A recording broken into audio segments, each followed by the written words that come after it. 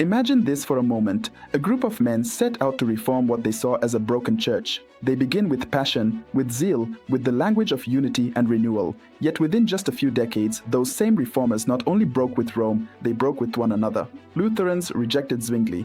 Calvinists rejected Anabaptists. Even Luther himself lamented the endless divisions that followed his break with the Catholic Church. And today, those divisions have multiplied into over 30,000 different Protestant denominations worldwide. Now here's the unsettling question. If Christ prayed that they may all be one, John 17:21, how do we make sense of a Christianity that fractured so completely? Was this really the work of the Holy Spirit, or the fruit of something else? In this video, we're going to look at the Protestant Reformation not only as a rejection of Catholicism, but also as a rejection of each other. We'll trace the biblical and historical foundations of unity, uncover why the splintering happened so quickly, and reflect on what it means for us as Catholics today. And if you're interested in deepening your faith, hit that like button and let me know in the comments where you're watching from. If you find this valuable, consider subscribing to stay rooted in the richness of Catholic truth. Division is never just an abstract theological problem. It touches our lives personally. Maybe you've had a friend who asked why Catholics have so many rules. Maybe you've been told that salvation is by faith alone, or that the Mass is a human invention. Perhaps you've even felt pressure to leave the church for a Bible study or a charismatic gathering elsewhere. These moments can be confusing, even painful. At the heart of the Reformation was a rejection of the church's visible authority. Martin Luther rejected the papacy, John Calvin rejected Luther on key points, and the radical reformers rejected both Luther and Calvin. What was left was not one reformed church, but a host of competing churches, each claiming to be faithful to Scripture alone. But division is not only historical. We feel it today in fractured Christian witness. When someone asks, "What do Christians believe?" the answers vary wildly. Some affirm the real presence in the Eucharist, others call it idolatry. Some baptize infants, others say baptism is unnecessary. Some accept contraception and same-sex marriage, others reject them. The very credibility of the gospel is weakened when Christians cannot even agree on what it means to follow Christ. And yet, deep down, every Christian longs for unity. Christ planted that longing in our hearts. The Catechism teaches that the desire to recover the unity of all Christians is a gift of Christ and a call of the Holy Spirit, CCC 820. But unity can't be built on division. To understand why Catholicism insists on one faith, one baptism, and one visible church, we need to look at Scripture and history together. The Scriptures are clear that unity is not optional. It is the very will of Christ. In John 17:21, Jesus prays that they may all be one, just as you, Father, are in me, and I in you, that they also may be in us, so that the world may believe. Notice the connection. Unity is not just about internal harmony. It is the condition for the world's belief in the gospel. Division, on the other hand, leads to confusion and unbelief. St. Paul echoes this in 1 Corinthians 1:10. I appeal to you, brethren, by the name of our Lord Jesus Christ, that all of you agree, and that there be no dissensions among you, but that you be united in the same mind and the same judgment. Paul wasn't content with mere agreement on the essentials. He insisted on a visible doctrinal unity. The early church fathers understood this. St. Ignatius of Antioch, writing around AD 110, urged Christians, "Wherever the bishop appears, there let the people be, as wherever Jesus Christ is, there is the Catholic Church." Letter to the Smyrnaeans 8. Unity was not just spiritual, it was sacramental and hierarchical. Fast forward to the 16th century, and we see how quickly things unraveled when that visible authority was rejected. Martin Luther championed sola scriptura, Scripture alone, as the sole authority. But Zwingli interpreted Scripture differently on the Eucharist. Luther insisted on the real presence. Zwingli denied it. They met at the Marburg Colloquy in 1529, but could not agree. Luther famously slammed his fist on the table, declaring, "This is my body," again and again. They parted ways, and their followers remained divided.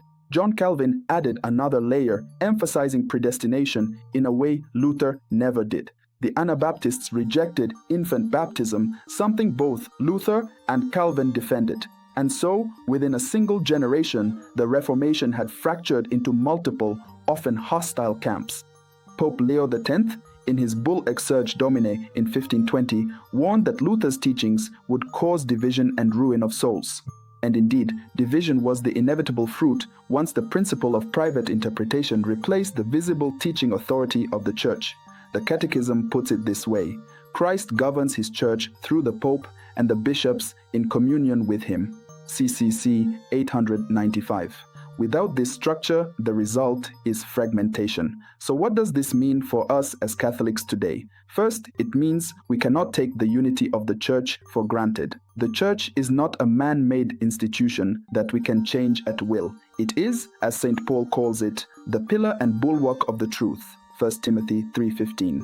Practically, this calls us to two things. One, to remain rooted in the sacraments and the teaching office of the Church. Every time you go to Mass, you participate in something that transcends human division. The Eucharist is the sacrament of unity. St. Augustine called it the bond of charity. When you receive the body of Christ, you are not only united to Jesus, you are bound to every member of his mystical body, the Church.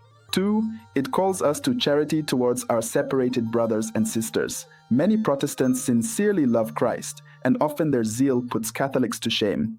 The Church acknowledges that they are our brothers and sisters by baptism, even if imperfectly united.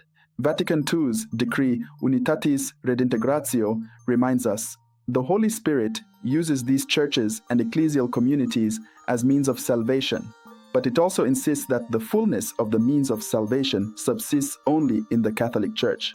Now, some may ask, but isn't Scripture clear enough? Why do we need a visible church? Here's the problem. Without an authoritative interpreter, Scripture becomes a mirror. We see in it what we already believe. That's why even Luther lamented near the end of his life, there are as many sects and creeds as there are heads. If sola scriptura worked, the Reformation would have produced one purified church, not thousands of competing ones. Think of it this way. If everyone in a choir decides to sing their own interpretation of the music sheet, you don't get harmony, you get noise. The conductor doesn't replace the music, he ensures it is sung as intended. In the same way, the magisterium doesn't replace Scripture, it guarantees that Scripture is interpreted faithfully. Speaking of deepening your faith, I want to invite you to join our daily Holy Hour community. Every day, we gather for readings from Scripture, homilies from the Church Fathers, the Seven Sorrows Rosary, and powerful devotional prayers. You'll find the link to the Catholic Holy Hour YouTube channel in the description below. Also, consider donating to help me put up a team and tools that will help me continue making these kinds of videos. Now, let's address a few objections. Some Protestants will say, division doesn't matter. As long as we agree on the essentials, we're united. But who decides what counts as essential? For Luther, the Eucharist was essential. For Zwingli, it wasn't. For Baptists, baptism is symbolic. For Catholics, it's salvific. Essentials quickly become a moving target. Others argue the Catholic Church also had corruption, that's why the reform was necessary.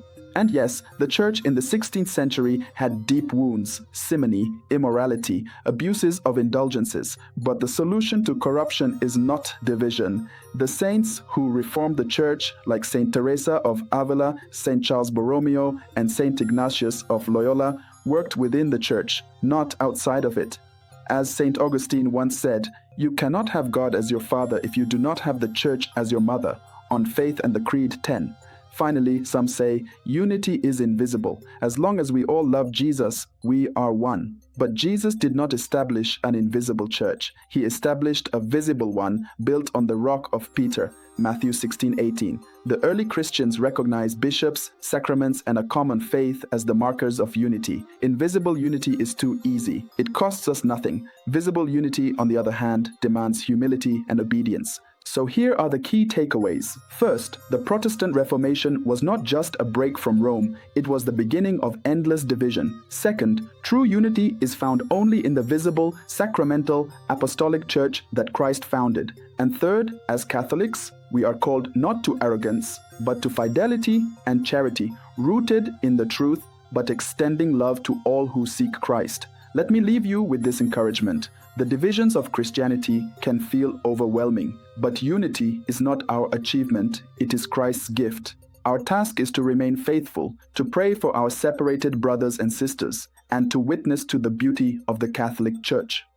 When we do that, we participate in Christ's prayer that all may be one. If this message inspired you, share it with a friend, subscribe, and continue walking this journey of faith with us. May the Lord who prayed for our unity draw us ever closer to Him and to one another until we see Him face to face.